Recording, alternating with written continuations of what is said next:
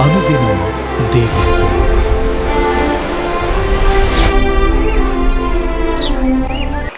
Praise the lord.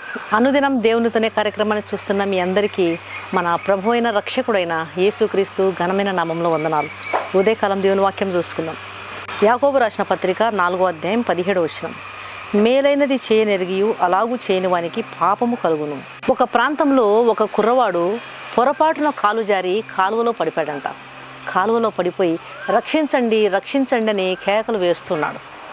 అక్కడే పక్కన ఒడ్డు మీద ఉన్నటువంటి ఒక వ్యక్తి ఆ దృశ్యాన్ని చూస్తూ ఉండి కూడా తనకేమీ పట్టనట్టు లెక్కలేనట్టు అలా చూస్తూ కూర్చొని ఉండిపోయాడు. ఒడ్డున ఈత వచ్చినటువంటి ఒక వ్యక్తి ఆ కుర్రవాడు మునిగిపోతున్నా తనకేమీ పట్టనట్టు లెక్కలేనట్టు అలా చూస్తూ ఉండిపోయాడు. అంతేకాని కాపాడే ప్రయత్నం చేయలేదు. ఇంతలో ఆ కుర్రవాడి తల్లి అక్కడికి చేరి తన కుమారుడు నీళ్ళలో మునిగిపోతూ ఉండడాన్ని చూసి పక్కనే ఈత వచ్చినటువంటి వ్యక్తిని బతిమలాడింది. కాళ్ళ వేళ పడి, అయ్యా నా కుమారుడిని కాపాడండి, నా కుమారుడు నాకు ఒక్కగానొక కుమారుడు, దయచేసి నా కుమారుడిని కాపాడని ఆ వ్యక్తిని కాళ్ళ వేళ పడి బతిమలాడింది. కానీ ఆ వ్యక్తి అస్సలు పట్టించుకోవడం లేదు. ఈలోగా ఆ కుర్రవాడు నీళ్ళలో మునిగిపోవడం, చనిపోవడం జరిగిపోయింది. ఆ తల్లి దుఃఖానికి అవధులు లేవు. తన ఒక్కగానొక కుమారుడు కళ్ళ ముందే కనుమరుగైపోయాడు. ప్రక్కన కాపాడగలిగియు కాపాడకుండా, రక్షించగలిగియు రక్షించకుండా ఉండిపోయిన అతని మీద కోర్టులో కేసు వేసింది. కోర్టులో విచారణ మొదలైంది. జడ్జి గారిని ఆ తల్లి చూస్తూ, అయ్యా నాకున్నటువంటి ఒక్కగానొక కుమారుడు పొరపాటున కాలు జారి కాలువలో పడి నీళ్ళలో మునిగిపోతూ ఉంటే ప్రక్కన కూర్చున్నటువంటి ఈ వ్యక్తి ఈత వచ్చినప్పటికీ కూడా కాపాడగలిగియు కాపాడకుండా, రక్షించగలిగియు రక్షించకుండా నా ఒక్కగానొక కుమారుడు నీళ్ళలో పడి చనిపోవడానికి కారణం ఇతను కాదా? రక్షించగలిగి కాపాడగలిగియు కాపాడకపోవడం తప్పు కాదా? కళ్ళ ముందే తోటి మనిషి నశించిపోతుంటే ఏమీ పట్టనట్టు కూర్చోవడం తప్పు కాదా? అందుకే ఇతన్ని శిక్షించండి అని ఆమె కోర్టును కోరింది. అప్పుడు జడ్జి గారు ఆ వ్యక్తిని చూసి, నీ వివరణ ఏంటి అని అడిగినాడు. అందుకు ఆ వ్యక్తి, ఎవడో కాలు జారి నీళ్ళలో పడిపోతే, ఎవడో చచ్చిపోతూ ఉంటే కాపాడడం నా పనే, వారి అజాగ్రత్తకు నన్నెందుకు శిక్షిస్తారు అని బదులిచ్చాడంట. దాంతో జడ్జి గారు ఇద్దరి వాదోపవాదనలు విన్న తర్వాత, చూడమ్మా, సహాయం చేయగలిగి సహాయం చేయలేకపోవడం, రక్షించగలిగి రక్షించలేనంత మాత్రాన అతని తప్పేమీ లేదు, అతడు శిక్షకు అర్హుడు కాడు అని చెప్పి కేసు కొట్టేశారంట. ఈ రోజుల్లో మేలు చేయని వారే, సహాయం చేయని వారే కరెక్ట్ అనేటువంటి స్థితికి లోకం దిగజారిపోయింది. అయితే దేవుని వాక్యం సెలవిస్తుంది, మేలైనది చేయనెరిగియు అలాగూ చేయని వానికి పాపము కలుగును. పాపం యొక్క జీతం మరణం, మరణం తర్వాత నరకంలోనికి మనిషి వెళ్ళిపోతాడని దేవుని వాక్యం సెలవిస్తుంది. అంటే సహాయం చేయగలిగియు సహాయం చేయకపోతే మరణశిక్ష పడుతుందని బైబిల్ సెలవిస్తుంది. సహాయం చేయాలని తెలిసి కూడా సహాయం చేయలేకపోవడం నీ దృష్టికి కరెక్ట్ ఏమో, లేదా ప్రజల దృష్టికి అది కరెక్ట్ ఏమో, కానీ దేవుని దృష్టికి అది ఘోరమైన పాపమని మనం తప్పకుండా గుర్తుంచుకోవాలి. ఒక్కసారి ఆలోచించు, ఎన్నోసార్లు సహాయం చేయగలిగి కూడా నువ్వు సహాయం చేయకుండా చేయి దాటేశావు. మాట సహాయము, ఆర్థిక సహాయం కొరకు, ఏదో ఒక విధమైన సహాయం కొరకు నీ దగ్గరికి వచ్చిన వారికి నువ్వు సహాయం చేయగలిగి కూడా దీనివలన నాకేం లాభం అని స్వార్థంగా ఆలోచించినావేమో.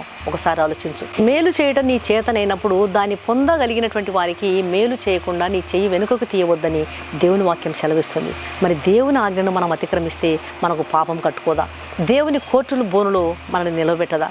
ఆదరణతో కూడినటువంటి ఒక్క మాట, ప్రేమతో నిరుత్సాహంగా ఉన్నటువంటి వారి భుజాన్ని తట్టడం, పూట గడవక అల్లాడిపోతున్నటువంటి వారికి కొన్ని భోజనం సరుకులు మనం సరఫరా చేయడం, హెల్ప్ చేయడం, మందులు కూడా కొనలేని అనారోగ్య పరిస్థితిలో ఉన్నటువంటి వారికి మనం మందులు కొనివ్వడం, చదవాలని ఆశ ఉన్నప్పటికీ కూడా ఫీజు కట్టలేక అల్లాడిపోతున్నటువంటి వారికి ఏదో ఒక రకంగా సహాయం చేయడం, ఇవన్నీ కూడా మేలు చేయడం, ఏదో ఒక రకంగా మన వంతు సహాయం చేయడం.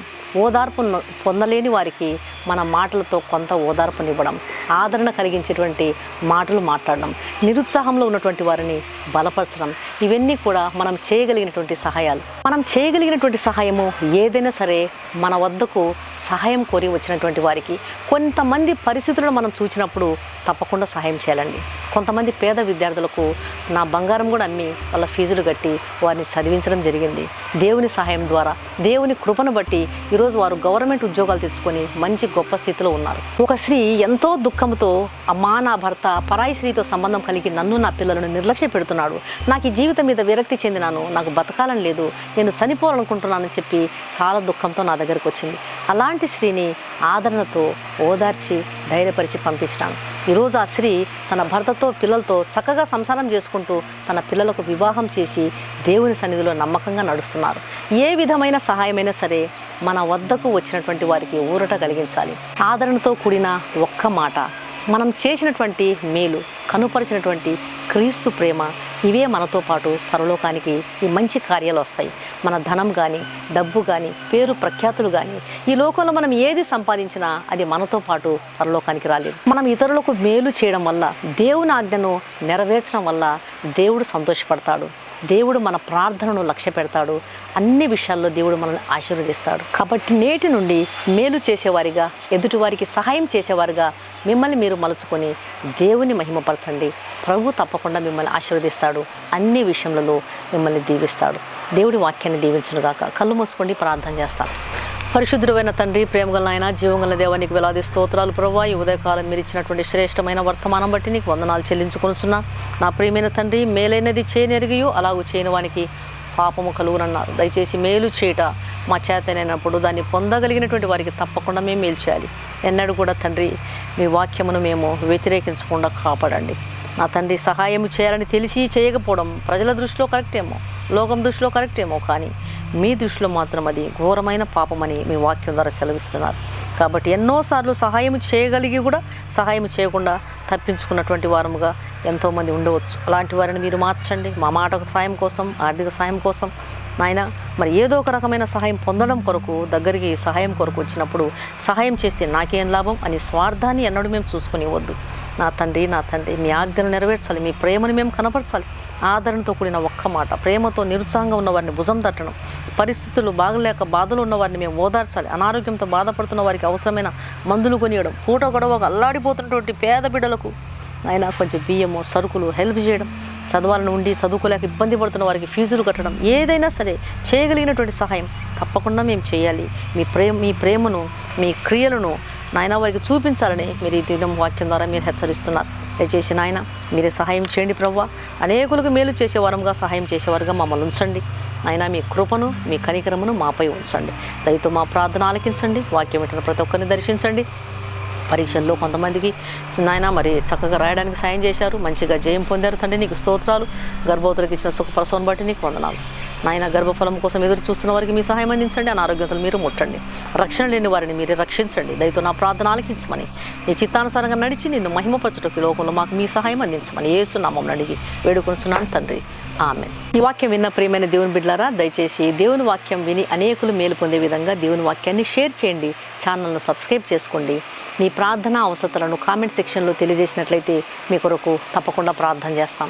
ఈ వాక్యం విన్న మీలో ఇంకా రక్షణ పొందని వారు ఎవరైనా ఉన్నట్లయితే దయచేసి క్రీస్తు ప్రభువారికి మీ హృదయాన్ని ఇవ్వండి. పాపులను రక్షించడానికి క్రీస్తు ప్రభువారు ఈ లోకానికి వచ్చాడు. పాపము వలన వచ్చు జీతము మరణం, మరణం తర్వాత ఆత్మలను నరకానికి వెళ్లకుండా యేసుక్రీస్తు ప్రభువారు కలువరి శిలువలో తన శుద్ధమైన రక్తాన్ని గార్చినాడు. ఆయన రక్తంలో కడుగుబడితేనే ఒక పాపికి రక్షణ, నిరీక్షణ, పాప క్షమాపణ, నిత్య జీవం దొరుకుతుంది. కాబట్టి ఆయన ఇచ్చి ఉచితమైన రక్షణను స్వీకరించండి. ప్రభు మీ ఆత్మలను రక్షించునుగాక. God bless you.